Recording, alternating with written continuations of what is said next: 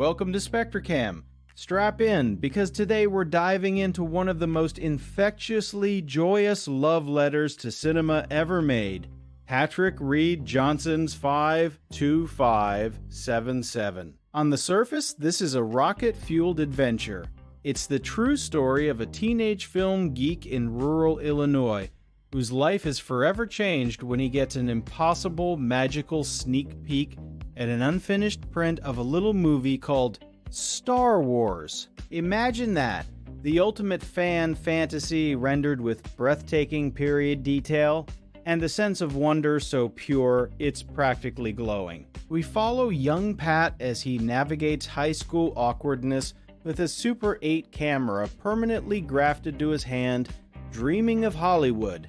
The premise alone is cinematic catnip, a celebration of fandom, creativity, and the moment a generation's cultural DNA was rewritten. It's a film that beams with positivity, championing the idea that passion and persistence can make dreams touch the stars.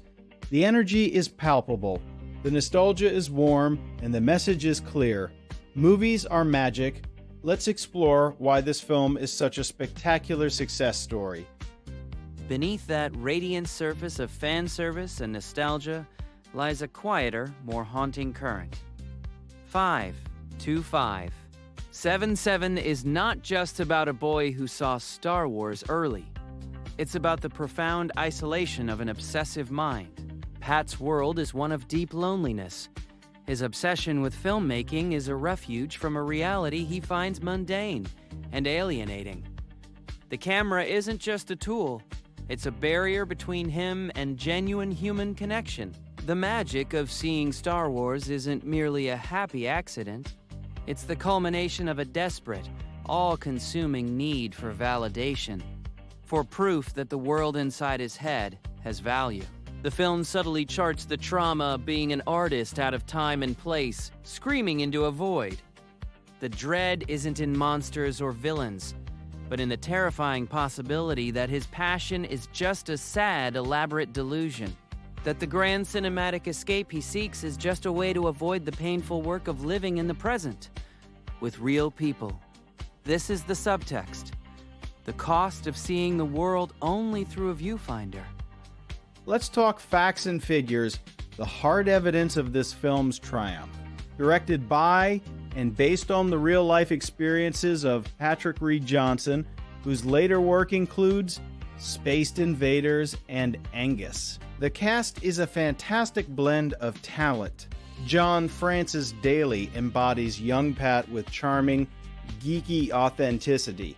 Austin Pendleton and Colleen Camp bring warmth and complexity as his parents. Plus, we get cameos from the late great Kevin Smith and Star Wars royalty like Ian McDiarmid. While specific budget figures are indie film elusive, the production value on screen is staggering. They meticulously recreated 1970s Illinois, from the cars to the haircuts to the palpable texture of pre-internet life. The cinematography is lush and cinematic, making everyday moments feel epic. It premiered to acclaim at festivals, celebrated for its heartfelt authenticity and technical polish.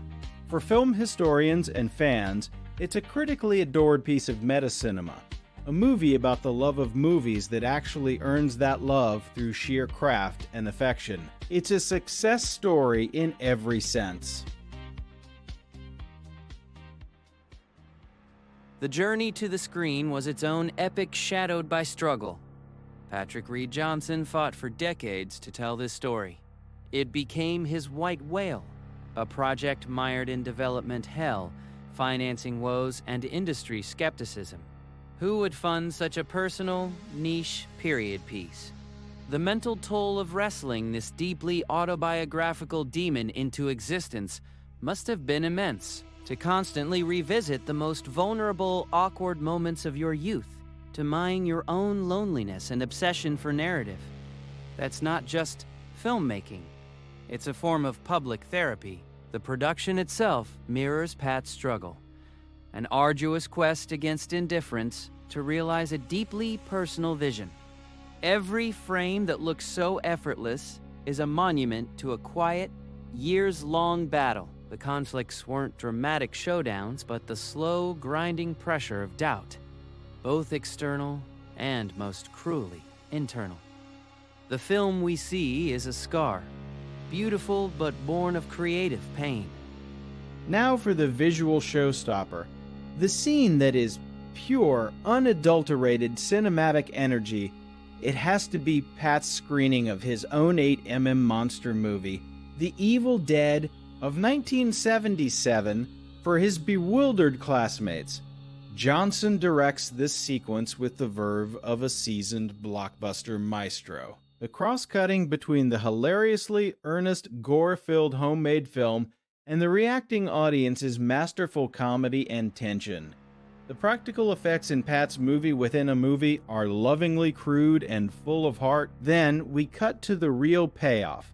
Pat, alone in a dark theater, finally witnessing the completed Star Wars trench run.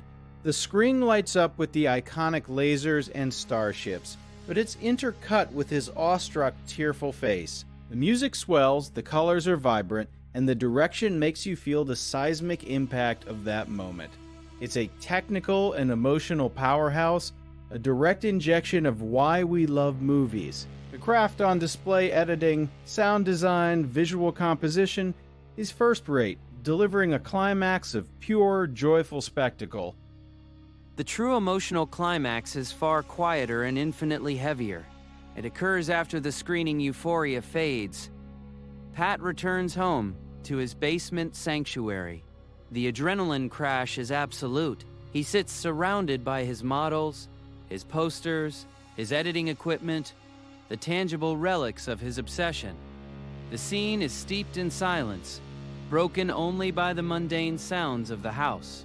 The camera holds on his face, and we see not joy, but a profound emptiness. The grand cinematic revelation has happened. And now, what? The real world remains unchanged. His social struggles, his familial tensions, his own insecurities, they are all still there. The tragedy is that the ultimate escape provides no lasting escape. The narrative's philosophical weight lands here, the realization that external validation, even from the ultimate source of your dreams, cannot fill an internal void. The haunting question the scene leaves us with is, was the quest for this moment a sublime triumph, or was it a diversion from the harder task of building a life? It's a devastating portrait of post-climax melancholy. The legacy of 52577 is one of undeniable hope and inspiration. It stands as a beacon for aspiring creators everywhere. Its message is powerful. Your passions are valid, your voice matters, and with enough grit, you can bridge the gap between your bedroom dreams and a real audience. It celebrates the DIY spirit, showing that art isn't about multi-million-dollar budgets first. It's about vision and heart. Culturally, it's a vital document capturing the specific, world-altering moment when a film franchise became a religion and a young person's hobby became a viable life path. It inspires because it's a true story. Patrick Red Johnson actually made it. He became a director. The film argues that fandom isn't passive consumption. It's the first step toward creation. It has inspired countless filmmakers and artists to pick up a camera, to write, to create, proving that the most powerful special effect is human perseverance. It's a legacy of light, encouraging us all to chase our Death Stars. Conversely, the film serves as a grim ledger of cost. Its legacy is also one of despair, a warning about the perils of monomaniacal pursuit. Pat's story can be read as a cautionary tale, artistic obsession, as a pathology that isolates you from the living, breathing world. The film reflects a profound human failure, the failure to connect. He succeeds in seeing Star Wars, but at what cost to his adolescence? The friendships missed, the experiences filtered through a lens, the present moment forever sacrificed to the altar of future creation or past nostalgia. The movie warns that in worshiping the artifacts of culture, we risk becoming artifacts ourselves. beautiful, detailed, but ultimately frozen and alone. It reflects a failure to balance dream with reality, suggesting that the very thing that saves us can also be the thing that imprisons us. The legacy is the lingering question: is the masterpiece worth the life potentially unlived in its shadow? Final verdict: you must watch 2577. It is a masterclass in passionate filmmaking, a visually stunning, emotionally resonant triumph that will leave you energized and ready to create. It's for anyone who's ever loved a movie so much it hurt, for anyone who's dreamed big from a small town. It's a celebration of cinema's power to transform lives. So seek it out, experience the magic for yourself, and let that inspiration fuel your own projects. If this video essay showed you a new angle on this fantastic film, do us a huge favor. SM that like button.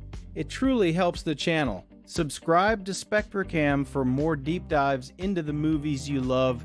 And most importantly, let us know in the comments below, what's your Star Wars? What film changed your life? Share your story. Now go watch something amazing.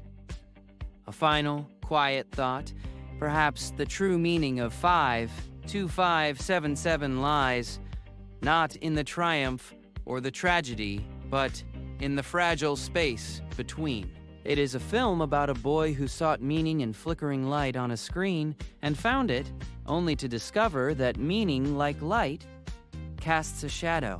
It is about the beauty and the sorrow of being a witness to art to your own life, always one step removed.